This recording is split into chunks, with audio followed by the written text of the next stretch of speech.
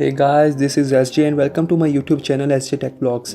So today we will be talking about the all new Samsung Galaxy M30s. The Samsung Galaxy M30s is the enhanced version of the previously launched Galaxy M30. The phone could be nearing its launch as the phone has been in the news quite a bit over the past few days. A few days ago, seemingly, official vendors leaked out, revealing the design of the Galaxy M30s in a new gradient color. Now, the Galaxy M30s has been listed on Google's official Android Enterprise directory, confirming its existence and revealing some of the key specs as well. The Galaxy M30s Android Enterprise listing reveals the smartphone will feature a 6.4-inch display, which is in line with past reports. This is expected to be an Infinity U display with a full HD resolution, and it will be a OLED panel.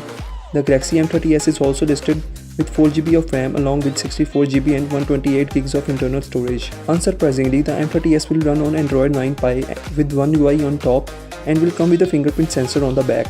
The Google listing does not reveal the processor powering the Galaxy M30s or its cameras.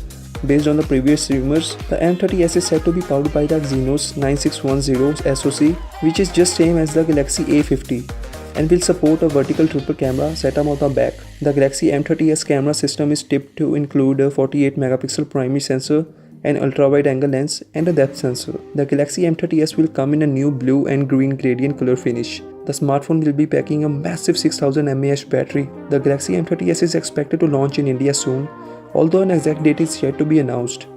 Its price could be set somewhere between Rs 15,000 to Rs 20,000, considering the price of the Galaxy M30.